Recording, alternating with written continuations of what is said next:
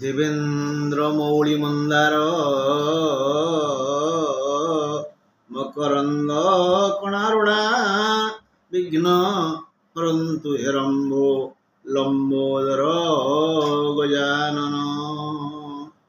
ओं गणान्त्वा गणपतिं गुं हवामहे प्रणन्त्वा प्रियपतिं गुं हवामहे निधिनन्त्वा निधिपतिं गुं हवामहे वशमम अहमजानी गर्भधं मन्तो मजासि गर्भधं श्रीमहागणाधिपतये नमः। बंधुगण आमे आदि प्रथमे विघ्न नाशन गजाननंकर स्तुति कले, प्रार्थना कले, आरती कले, निवेदन कले। यह ही जो गणान्त्वा गणपतिं हवामहे जो मंत्रटी यह हूँ वैदिक मंत्र। यही मंत्र को दैनिक 8 थर जप कले आम जीवन रे जो जो विघ्न आसूची ता प्राय दूरीभूत हो। जाति धर्म वर्ण निर्विशेष राशिर भिन्न भिन्न विचार न करी जदि आमे गणेश को ध्यान करिबा और यही मंत्र जप करिबा पाठ करिबा ताहले अवश्य लंबोदर विघ्ननाशन आमको दया करिवे। हाँ बंधु, आपण समस्ते उत्कंठित लालायित आप्यायित उच्छ्वसित जे जिज्ञासु मनोभाव नहीं आम आसीचु। सार कौन कहे किंतु सार एवं गणेश स्तुति कले नहीं भाई, उद्देश्य मोर ता नुह। मोर उद्देश्य आपण मैंने सुखरे रहतु, भगवान गणेश आपण दया करतु, आपण समस्त विघ्न दूर हो। आपणकर कर्कट राशि ना, तेणु जुलाई 16 रु अगस्ट 16 जाए यही कर्कट राशि बंधु माने किए केउ प्रकार सुख व दुख भोगिवे से विषय आम दीपद आलोचना करिबा। बंधु ये जो मास अगस्ट 16 रु जुलाई 16 रु अगस्ट 16 जाए एथिरे आपण को धोखा देवाई आपण को विपद रे पकाइबा किसी अचिन्हा अपरिचित लोक आसीबे, सहयोगर हाथ बढ़ेबे, किंतु देखिए तांको भितरे जी डेंगा गोरा बुद्धिमान आउ से जो गौरवर्णटा हलदिया गोरा नुह, हलदिया मिशा लाल गोरा हो आउ से बृहस्पति भली ज्ञानी होइथिबे आउ मंगलंग परी सुंदर होइथिबे। से व्यक्ति परामर्श नेबे, अन्य मानकु नहीं नहीं विश्वास करेनि, भरोसा करेनि, विपद रे पड़िबे। कहीं जे राहु मीनर अच्छी नवमर अच्छी से तृतीय को माने भ्रातृ स्थान को देखुंट। राहु जदि स्थिर भाव नवम था ना आप जातक राहु नवम स्थिर भाव था से भाग्यवान, ताकू नाना प्रकार आयपंथा देखा जाए, से प्रबल रोजगार करे। किंतु ये तो स्थिर भाव ना ये गोचर भाव अच्छा यही अचिन्हा अशुणा अदेखा लोक आसी स्नेह करेंगे नहीं ना। दीटा कथा, मार स्नेह माउसीर स्नेह। माँ खुंदा मारी हम पार्टी भर्ती कर दिए लिंब पत्र, आसू आउ गीतटे बोले आसू न आसू पढ़ गीता, रुचु न रुचु खा पिता, तेबे होइबु जगत जीता।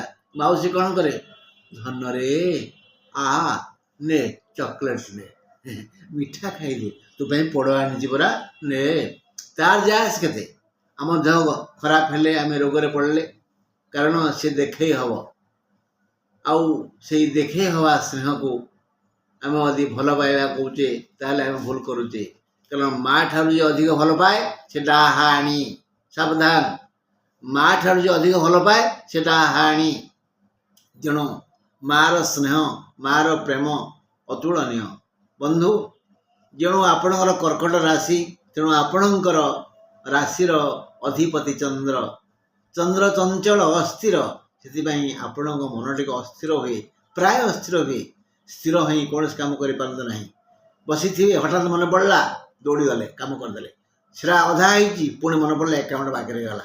ଏମିତି ଆପଣ କୌଣସି କାମକୁ ପରିପୂର୍ଣ୍ଣ କରିପାରନ୍ତି ନାହିଁ ଏଇ ଚନ୍ଦ୍ରଙ୍କ ପାଇଁ। ଯଦି ଆପଣ ଜାତକରେ କର୍ମାଧିପତି ଓ ଭାଗ୍ୟାଧିପତି ମିତ୍ର ସ୍ଥାନ ବିନିମୟ କରିଛନ୍ତି, ତାହେଲେ ହୁଏତ ଆପଣଙ୍କର କାମ ପରିପୂର୍ଣ୍ଣ ହୋଇପାରେ।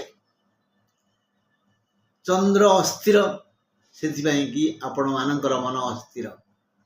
ଆଉ ଆପଣଙ୍କର ସଦସ୍ୟ ହେଲେ ପୁନର୍ବସୁ 7/4, ପୁଷ୍ୟା 8/4 ଆଉ ଅଶ୍ଳେଷା 9/4। ଏଇ 3 ନକ୍ଷତ୍ରରୁ ଯେଉଁ ପୁଷ୍ୟା ନକ୍ଷତ୍ରଟି ସେ ଅତି ପବିତ୍ର ନକ୍ଷତ୍ର। ପୁଷ୍ୟା ନକ୍ଷତ୍ର ରବିବାର ନ ପଡ଼ିଲେ ଆମେ କହୁ ରବି ପୁଷ୍ୟା ଯୋଗ, ଗୁରୁବାର କହିଲେ ଗୁରୁ ପୁଷ୍ୟା ଯୋଗ, ଶନିବାର କହିଲେ ଶନି ପୁଷ୍ୟା ଯୋଗ। ଏଇ ପୁଷ୍ୟା ନକ୍ଷତ୍ରର ଜାତ ବ୍ୟକ୍ତିଙ୍କୁ ପବିତ୍ର ବ୍ୟକ୍ତି କୁହାଯାଏ। ଆଉ ସିଏ ହିଁ ଏକମାତ୍ର ନକ୍ଷତ୍ର ଯିଏକି ଭୁଲ କଲେ ଅନୁତାପ କରେ, ଆଉ ପାପ ଯଦି ହେଇଯାଏ ପାପର ପ୍ରାୟଶ୍ଚିତ ପାଇଁ ପ୍ରୟାସ କରେ, ଋଣ କଲେ ସୁଝିବା ପାଇଁ ବ୍ୟଗ୍ର ହୁଏ। ସିଏ ନିଜ ପରିବାର ଅପେକ୍ଷା ସମ୍ମାନକୁ ଜଗନ୍ତି ବେଶୀ। ଆଉ ଏଇ ପୁଷ୍ୟା ନକ୍ଷତ୍ର ଜାତିମାନେ ବହୁତ ସୁନ୍ଦର, ଭାରି ଧାର୍ମିକ, କିନ୍ତୁ ଏମାନେ ଟିକେ ପଛ ବୁଦ୍ଧିଆ, ଚୋର ଗଲା ପରେ ତାଙ୍କର ବୁଦ୍ଧି ଆସେ। ତେଣୁ ଏଇ 8/4 ପୁଷ୍ୟା ନକ୍ଷତ୍ରକୁ ଆପଣ ଖୋଜନ୍ତୁ ନା, ଯଦି ଆପଣଙ୍କର ହେଇଥିବ। ଆସନ୍ତୁ ଏ ବିଷୟରେ ଦୀପଦ ଆଲୋଚନା କରିବା ଯେ ତମର କ'ଣ କର୍କଟ ରାଶି? ତମ ଲଗ୍ନରେ ଏ ମାସ ପାଇଁ ଶୁକ୍ର, ବୁଧ, ରବି ଅଛନ୍ତି। ସେ ତୁମର ସପ୍ତମକୁ ଦେଖୁଛନ୍ତି, ଅର୍ଥାତ୍ ତୁମର ବିପରୀତ ଲିଙ୍ଗୀ, ଅର୍ଥାତ୍ ତମ ଆଦି ନାରୀ, ତୁମ ସ୍ୱାମୀଙ୍କର, ତମ ଆଦି ପୁରୁଷ, ତମ ସ୍ତ୍ରୀଙ୍କର ମଙ୍ଗଳ ହେବ। ସ୍ୱାସ୍ଥ୍ୟ ଠିକ୍ ରହିବ, ମନ ଠିକ୍ ରହିବ, ଅର୍ଥ ଠିକ୍ ଆସିବ, ହାତକୁ କାମ ଆସିବ। ଆଉ ଏଇ ବିପରୀତ ଲିଙ୍ଗୀମାନେ ସମ୍ମାନ ପାଇବେ। ଆଉ ଅଷ୍ଟମରେ ଶନି ଅଛନ୍ତି। ଶନି ଅଷ୍ଟମରେ ଥିଲେ ବି ଯଦିଓ ଦୁଃଖ ଦେବେ, ଶାରୀରିକ ଯନ୍ତ୍ରଣା ଦେବେ, ବିଭିନ୍ନ ଅଙ୍ଗରେ ବିଭିନ୍ନ ରୋଗ ସୃଷ୍ଟି ହେଉଛି, କିନ୍ତୁ ସେ ଧନର ଅଭାବ କରିବେନି, ଧନ ଯୋଗାଇବେ। ତୃତୀୟରେ କେତୁ ବୋଇଲେ ଆପଣଙ୍କର ଭାଇ ଭଉଣୀ ବା ଏଇଭଳି ସମ୍ପର୍କୀୟ, ଯେଉଁମାନେ ଭାଇ ଭଉଣୀ ପରି ଶଳା ଶାଳୀ ଇତ୍ୟାଦି, ସେମାନଙ୍କର ଶୁଭ ଖବର ଆପଣଙ୍କ କାନରେ ବାଜିବ ନା। ଭାଗ୍ୟ ସ୍ଥାନରେ ଯେହେତୁ ରାହୁ ଅଛନ୍ତି, ସିଏ ବି ଧର୍ମ ସ୍ଥାନରେ ଅଛନ୍ତି। ଧର୍ମ ଓ ଭାଗ୍ୟ ଆପଣଙ୍କୁ ଏ ମାସରେ ସହାୟ ହେବନି, କାରଣ ରାହୁ ଆଉ କେତୁ ସମ୍ମିଶ୍ରଣରେ ଆପଣଙ୍କର ଧର୍ମ ଆଉ ଭାଗ୍ୟ ଚଳଚଞ୍ଚଳ ହେବ। ଏକାଦଶରେ ବୃହସ୍ପତି ଆଉ ମଙ୍ଗଳ, ଯେହେତୁ ବୃଷରେ ଏକାଦଶ ଘର ଆପଣଙ୍କର, ବୃଷ ହେଉଛି ଆପଣଙ୍କର ପାଇଁ ବାଧକ ସ୍ଥାନ, ବାଧକ ଘର। ତେଣୁ ଏକାଦଶ ନିଷ୍କ୍ରିୟ ସ୍ଥାନ, ପଥର ଖଣ୍ଡେ, ସେ କିଛି ସାହାଯ୍ୟ କରିବେନି। ମଙ୍ଗଳ ଅଛି ତ, ସିଏ ଯେମିତି ଦୀପ ତେଜିଲା ଭଳି ସେ ଚୁଙ୍ଗୁଡ଼ୁଛନ୍ତି କାହାକୁ? ବୃହସ୍ପତିଙ୍କୁ। ମଙ୍ଗଳଙ୍କର ସହାୟତା ପାଇ ବୃହସ୍ପତି କିଛି ସହଯୋଗ କରିବେ, ଅର୍ଥାତ୍ କିଛି ମନ୍ତ୍ରଣା ଦେବେ ବୃହସ୍ପତି ଆପଣଙ୍କୁ। ମଙ୍ଗଳ ମାଧ୍ୟମରେ ଆପଣ କିଛି ଭୂମି କିଣିବେ। ଏ ବିଭିନ୍ନ ଆଡ଼ୁ ଅର୍ଥ ଆସିବ, ଆଗରୁ ଯୋଜନା କରିଛନ୍ତି ଭୂମି କିଣିବେ, କିନ୍ତୁ ସେ ବୃଷରେ ରହି, ବିଶେଷ କରି ବୃଷ, ମିଥୁନ, କର୍କଟ, ସିଂହ ଚତୁର୍ଥକୁ ମଙ୍ଗଳ ଦେଖୁଛନ୍ତି। ସିଂହ, କନ୍ୟା, ତୁଳା, ବିଛାକୁ ବି ମଙ୍ଗଳ ଦେଖୁଛନ୍ତି। ବୋଇଲେ ବିଛା ହେଲା ପଞ୍ଚମ ଘର, ଆଉ ଆପଣଙ୍କର ପିଲାମାନଙ୍କର ମଙ୍ଗଳ ହେବ, ହେଲା କଥା। ଆସନ୍ତୁ ଦେଖିବା ତମର କ'ଣ କର୍କଟ ରାଶି। ତେବେ ଜାଣନ୍ତୁ, ଚନ୍ଦ୍ର ତୁମ ରାଶିର ମାଲିକ। ଚନ୍ଦ୍ର ଚଞ୍ଚଳ, ଏଣୁ ତମର ମନ ସଦା ଚଞ୍ଚଳ ଓ ଅସ୍ଥିର। ପୁନର୍ବସୁ, ପୁଷ୍ୟା ଓ ଅଶ୍ଳେଷା ତୁମ ପରିବାରର ସଦସ୍ୟ। ତୁମ ନକ୍ଷତ୍ର ପୁନର୍ବସୁକୁ 7/4, ପୁଷ୍ୟାକୁ 8/4, ଅଶେଷକୁ 9/4 କୁହାଯାଏ। ରବି ଓ ସୋମ ତୁମ ପାଇଁ ଶୁଭର ବାର, ଧଳା ଓ ଲାଲ ତୁମ ପାଇଁ ଶୁଭ ରଙ୍ଗ, 2, 3, 5, 6 ତୁମର ଶୁଭ ସଂଖ୍ୟା। ତେବେ ଅଶୁଭ କିଏ ହେଲା? ବୁଧବାର ଅଶୁଭ, ଅନୁରାଧା ନକ୍ଷତ୍ର ଅଶୁଭ, ଷଷ୍ଠୀ ତିଥି ଅଶୁଭ, ସିଂହ ଚନ୍ଦ୍ର ଅଶୁଭ। ଏବଂ ଏଇ ଅଶୁଭ ତିଥି ବାର କେବେ ପଡ଼ିବ ଟିକେ ପରେ ଆଲୋଚନା କରିବା। ରାହୁ ଏ ମାସରେ ଧର୍ମ ଓ ଭାଗ୍ୟରେ ଅଛନ୍ତି, ମାତ୍ର ରାହୁ କର୍କଟ ସହ ଯେଣୁ କଳହ ଯୋଗରେ ଅଛନ୍ତି, ତେଣୁ ସଜ ମାସରେ ପୋକ ପରି ଏ ମାସରେ କେବଳ କଳହ ହେବ। ଏଥିପାଇଁ ରାହୁ ଦାୟୀ। କେତୁ ତୃତୀୟରେ ଅଛନ୍ତି, ଭାଇ ଭଉଣୀଙ୍କୁ ଭଲରେ ରଖିବେ। ପୁନର୍ବସୁକୁ କେବଳ ସୁଖ ଦେବେ କେତୁ। ଶନି ଅଷ୍ଟମସ୍ଥ ହେତୁ ନାନାବିଧ ଶାରୀରିକ ଦୁଃଖ ଦେବେ। କୁମ୍ଭସ୍ଥ ହେତୁ ସାମୟିକ ଲକ୍ଷ୍ମୀ ଦେବେ, ଯେଉଁ ଲକ୍ଷ୍ମୀ ମାନେ ଧନ ଆମକୁ ବହୁତ ସାହାଯ୍ୟ କରିବ। ବୃହସ୍ପତି ଏକାଦଶସ୍ଥ, ସବୁ ସୁଖ ଦେବା କଥା, କିନ୍ତୁ ବୃଷ ରାଶି କର୍କଟର ବାଧବ ସ୍ଥାନ। ସେଇ ଗୁରୁ ଏବେ ଯେହେତୁ ବୃଷରେ ଅଛନ୍ତି, ତେଣୁ ସେ ନିଷ୍କ୍ରିୟ ପ୍ରାୟ, ଅଥର୍ବ ପ୍ରାୟ ସ୍ଥିର। ଲଗ୍ନରେ ଏ ମାସରେ ମାନେ 16 ଜୁଲାଇରୁ ଅଗଷ୍ଟ 16 ଯାଏ 3ଟି ଗ୍ରହ ରବି ବୁଧ ଶୁକ୍ର ଥିବାରୁ ଦେହ ଭଲ ରହିବ। ମାତ୍ର 19ରୁ ବୁଧ ସିଂହକୁ ପଳାଇ ଆସିବେ, 31ରୁ ଶୁକ୍ର ମଧ୍ୟ ସିଂହକୁ ପଳାଇ ଆସିବେ। ଯାହାଫଳରେ ଏଇ ବୁଧ ଆସିଯିବେ ସିଂହକୁ, ମାନେ ଧନ ରୋଜଗାରର ବାଟ ଖୋଲିଯିବ 19ରୁ, ଆଉ 31ରୁ ଧନ ଆଉ ଟିକେ ଅଧିକ ହେବ। ଏଇ ଯେପର୍ଯ୍ୟନ୍ତ 19 ଆସିନି ଆପଣ ଟିକେ ଅଭାବରେ ଥିବେ। 19 ଆସିଗଲେ ଜୁଲାଇ 19ରୁ ଆୟପନ୍ଥା ବଢ଼ିଯିବ, 31ରୁ ତା ବଳବତ୍ତର ହେବ। ବୁଝିଲେ ବନ୍ଧୁ? ଜୁଲାଇ 19ରୁ ଗଲା, 31 ଗଲା, ତେଣୁ ଅଷ୍ଟମସ୍ଥ ଶନି ପଞ୍ଚମକୁ ମଙ୍ଗଳ ଓ ଗୁରୁଙ୍କର ଦୃଷ୍ଟି ରହିଛି। ସୁତରାଂ ପୁତ୍ର କନ୍ୟାଙ୍କର ମଙ୍ଗଳ ହେବ। ନିଜ ପ୍ରିୟ ବିଦ୍ୟାର ସୁବିନିଯୋଗ କରି ଆପଣ ଭଲ କାମ ସବୁ କରିବେ। ସପ୍ତମକୁ 3 ଗ୍ରହଙ୍କର ଶୁଭ ଦୃଷ୍ଟି ଅଛି। ଜୁଲାଇ 18 ଯାଏ ବିପରୀତ ଲିଙ୍ଗ ପୂର୍ଣ୍ଣ ସୁସ୍ଥ ରହିବେ। ଜୁଲାଇ 18 ଯାଏ ପୁରୁଷ ହେଇଥିଲେ ଆପଣଙ୍କର କର୍କଟ ରାଶି, ଯଦି ଆପଣଙ୍କ ସ୍ତ୍ରୀଙ୍କର, ସ୍ତ୍ରୀ ଯଦି କର୍କଟ ରାଶି ପୁରୁଷଙ୍କର, ଜୁଲାଇ 18 ଯାଏ ପୂର୍ଣ୍ଣ ସୁସ୍ଥ ରହିବେ। ଜୁଲାଇ 31 ପରେ ସେମାନଙ୍କର ଧର୍ମ ତାଙ୍କୁ ରକ୍ଷା କରିବ। ତେଣୁ ହେ କର୍କଟ ରାଶିର ବନ୍ଧୁ, ତୁମେ ଟିକେ ଧର୍ମ କର। ଧର୍ମ ଯେତେ ଅଧିକା ହେବ ତୋ ଗୋଡ଼ରେ କଣ୍ଟା ଆଦୌ ପଶିବନି, ଆଉ ତୁମେ ସବୁବେଳେ ସୁସ୍ଥ ସବଳ ହୋଇ ରହିବ।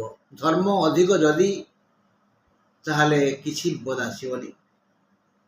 ଏ ମାସରେ ମହିଳାମାନଙ୍କର ଓ ଛାତ୍ରଛାତ୍ରୀମାନଙ୍କର ସର୍ବାବିଧ ମଙ୍ଗଳ ହେବ। ଦ୍ୱିତୀୟକୁ ମାନେ ଧନ ସ୍ଥାନକୁ ମଙ୍ଗଳଙ୍କ ସୁଦୃଷ୍ଟି ଅଛି, ଏଣୁ ମାଟି କିଣିପାରନ୍ତି। ମକରକୁ ଗ୍ରହତ୍ରୟଙ୍କର ଶୁଭଦୃଷ୍ଟି ଅଛି, ଏଣୁ ବ୍ୟବସାୟରେ ବିକାଶ ହେବ। ମାତ୍ର 31 ପରେ ବ୍ୟବସାୟରେ ଆୟ ବ୍ୟୟ ସମାନ ରହିବ। ପାରିବାରିକ ଶାନ୍ତି ବୃଦ୍ଧି ପାଇଁ ରମଣୀଗଣ ପ୍ରୟାସ କରିବେ। କର୍ମାଧିପ ମଙ୍ଗଳ ଏବେ ଲାଭରେ, ଏଣୁ କର୍ମ ଭଲ ହେବ। ଯିଏ ଯେଉଁଠି ଯେଉଁ କର୍ମ କରୁଛ ସେ ସମସ୍ତ କର୍ମ ସଫଳ ହେବ। ବନ୍ଧୁମାନେ ସହଯୋଗର ହାତ ବଢ଼ାଇବେ। ରାହୁ ନବମରେ ହେତୁ ବହୁ ଅଚିହ୍ନା ଅଜଣା ଲୋକ ମିତ୍ରତା ସୂତ୍ରରେ ବାନ୍ଧି ହୋଇ ହାନି ପହଞ୍ଚାଇ ପାରନ୍ତି, ଏଣୁ ବିଶ୍ୱାସ କରନ୍ତୁନି, ବିପଦ ଆସିପାରେ। ମାତ୍ର କୌଣସି ବିଶିଷ୍ଟ ବ୍ୟକ୍ତି ଯିଏ ବୃହସ୍ପତି ପରି ଡେଙ୍ଗା ଆଉ ଜ୍ଞାନୀ, ଗୌରବର୍ଣ୍ଣ ଏବଂ ମଙ୍ଗଳଙ୍କ ପରି ଲାଲ ବର୍ଣ୍ଣ ଆଉ ସ୍ଥୂଳକାୟ ଅର୍ଥାତ୍ ଲାଲୁଆ ହଳଦିଆ, ଲାଲ ମିଶା ହଳଦିଆ ରଙ୍ଗର ବ୍ୟକ୍ତି ହେଇଥିବେ, ଡେଙ୍ଗା ହେଇଥିବେ, ଟିକେ ସ୍ୱାସ୍ଥ୍ୟ ଥିବ, ସିଏ ଯଦି କିଛି କହନ୍ତି ମାନିବେ। ସିଏ ସହଯୋଗର ହାତ ବଢ଼ାଇବେ, ଧନ ବି ଦେବେ, ଜ୍ଞାନ ବି ଦେବେ, ବୁଦ୍ଧି ଦେବେ, ସମ୍ମାନ ଦେବେ। ତୁମର ମଙ୍ଗଳ ହେବ। ଜୁଲାଇ 16ରୁ ଅଗଷ୍ଟ 16 ଯାଏ କାର୍ଯ୍ୟର ପରିମାଣ ବଢ଼ିଯିବ। ମୁଣ୍ଡ ଓ ହାତ ଚଳଚଞ୍ଚଳ କଲେ ଭଲ ଲାଭ ହେବ। କୃଷି, ବ୍ୟବସାୟ ଓ ଅନ୍ୟ ବୃତ୍ତିରେ ଭଲ ରୋଜଗାର ହେବ। ଯଦି ପାଖକୁ ଆସୁଥିବା କର୍ମ ପ୍ରତି ବିମୁଖ ହେବେ, ବଡ଼ ହଇରାଣ ହେବେ। ହାତକୁ କାମ ଆସୁଛି ମାନେ ମନା କରନ୍ତୁନି। ଅଳସ ହୁଅନ୍ତୁନି। କର୍ମଣ୍ୟେବାଧିକାରସ୍ତେ ଅର୍ଜୁନଙ୍କୁ କୃଷ୍ଣ କହିଥିଲେ। ଭାଇ ଟିକେ ନୋଟ୍ କରନ୍ତୁ ତ କେଉଁଠି କ୍ୟାଲେଣ୍ଡରରେ ଯେ ବୁଧବାର ପଡ଼ୁଛି ଜୁଲାଇ 17, 24, 31। ବୁଧବାର ପଡ଼ିଲା ଜୁଲାଇ 17, 24, 31, ଅଗଷ୍ଟ 7 ଆଉ 14। ଟିକେ ହୁସିଆର ରହିବେ, ବୁଧବାର ନ ଖାତବାର। ଅନୁରାଧା ନକ୍ଷତ୍ର ପଡ଼ିଲା ଅନୁରାଧା ନକ୍ଷତ୍ର ଜୁଲାଇ 17, ଅଗଷ୍ଟ 14, ମନେ ରଖିବେ। ଷଷ୍ଠୀ ତିଥି ଜୁଲାଇ 26, ଅଗଷ୍ଟ 10। ଆଉ ଘାତକ ସିଂହଚନ୍ଦ୍ର ଅଗଷ୍ଟ 6 ଆଉ 7। 6 ଆଉ 7 ଭାଇ ସାବଧାନ ଟିକେ। ଆଉ ମୋଟାମୋଟି ଅଶୁଭ ଦିନ ଗୁଡ଼ିକ ହେଲା କି ଜୁଲାଇ 16, 22, 24। 24 ଆଉ 22 ଗୁଡ଼ାଏ ଖର୍ଚ୍ଚ ହେଇଯିବ, ତେଣୁ ଟିକେ ଆଗରୁ ସଞ୍ଚୟ କରନ୍ତୁ ଯଦି ଜରୁରୀ ଅଛି, ନହେଲେ ହାତ ମୁଠେଇ ଦିଅନ୍ତୁ। 22, 24 ବହୁତ ଖର୍ଚ୍ଚ ହେବ। 27 ଅଶୁଭ ଦିନ, ଅଗଷ୍ଟ 3 ଆଉ ଅଗଷ୍ଟ 6ରେ ଗୁଡ଼ାଏ ବ୍ୟୟ ହେବ, ସାବଧାନ। 7, 9, 11, 12, 13, 14 ଅଶୁଭ ଦିନ। ଟୋଟାଲି ମୁଁ କହିଦେଇ ଯାଉଛି ଜୁଲାଇ 17, 24, 31, ଅଗଷ୍ଟ 7, 14, ଜୁଲାଇ 17, 14, ଜୁଲାଇ 26, ଅଗଷ୍ଟ 10 ଆଉ ଅଗଷ୍ଟ 6, 7, ଜୁଲାଇ 16, 22, 24, 27, ଅଗଷ୍ଟ 3, 6, 7, 9, 11, 12, 13, 14। ଆଜି ପାଇଁ ଏତିକି। ନମସ୍କାର।